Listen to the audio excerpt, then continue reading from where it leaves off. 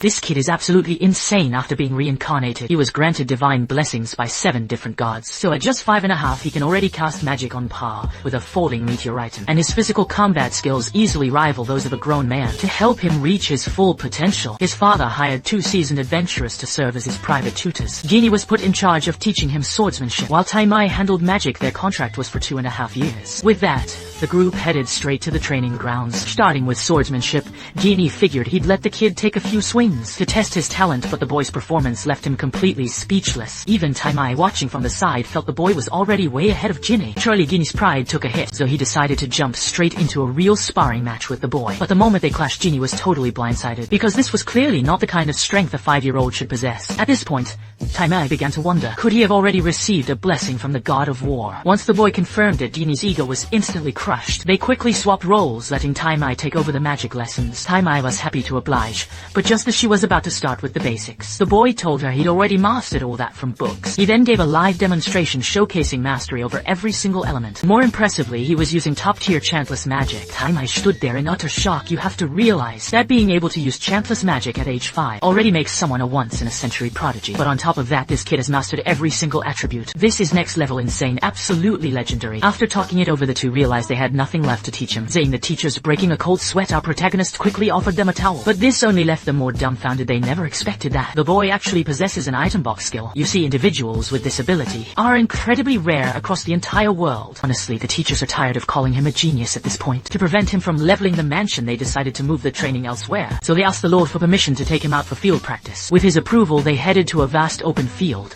Taimai asked him to try an ultimate magic spell, but little did she know, he casually conjured 2 massive walls of fire, and the 2 5-ton boulder in front of him instantly shattered. It even left a massive crater in the ground. Taimai was left completely speechless. Clearly this had far surpassed the scope of ultimate magic. But more than that, Genie was more concerned that the MC didn't look tired at all after such a massive feat. This meant the boy possessed an absolutely terrifying amount of mana. As they were talking, a sudden noise came from the distance, and a mountain killer rabbit lunged toward them. Genie braced himself to strike, but unfortunately, the monster dodged and pounced straight toward Genie C instead. But the boy didn't even flinch. The single move, he sent the bunny straight to the afterlife. Saying him put it into his item box.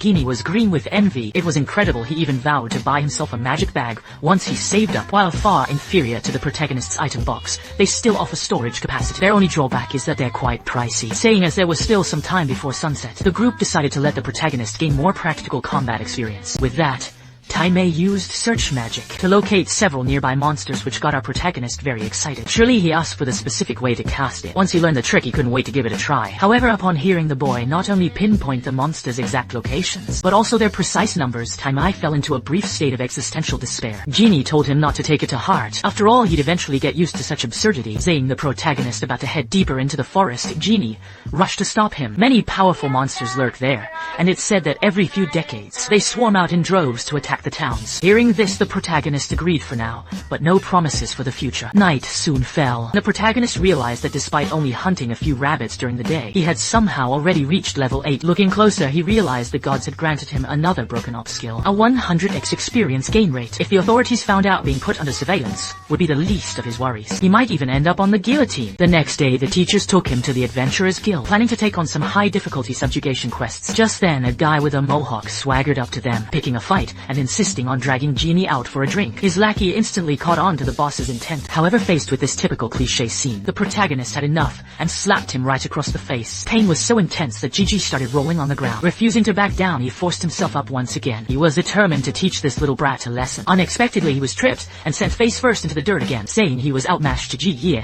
decided to play dirty. He grabbed his weapon and immediately swung it at the boy. However, the protagonist effortlessly dodged through the sword's afteridges. He even showed off a blade catch with his bare hands on the spot. There you go. Oh, boy.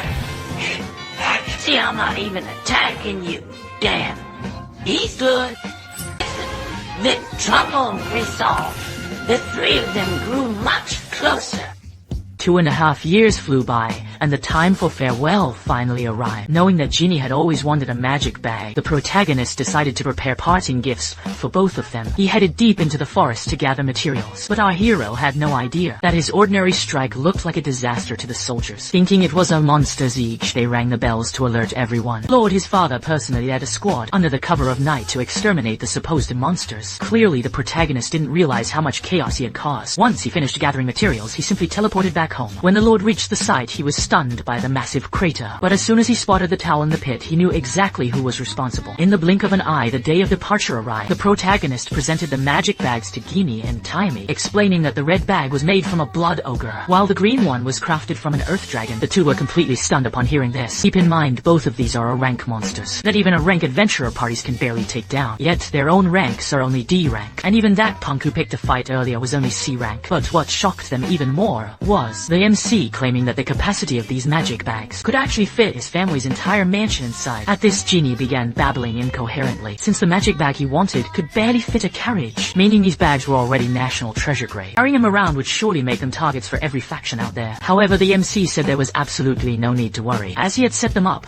so that for anyone other than the three of them, they would have to bear the full weight of everything inside. Hearing this, the two found it even more absurd, as national treasure couldn't even begin to describe it, but the MC insisted they accept them after all over the past 2.5 years. His teachers had taught him so much, but before the MC could even finish his sentence, Genie and Taime both gave him a big mwah. Mii's face instantly turned as red as a tomato after he expressed his heartfelt gratitude to his teachers. The two slowly walked into the distance against the setting sun.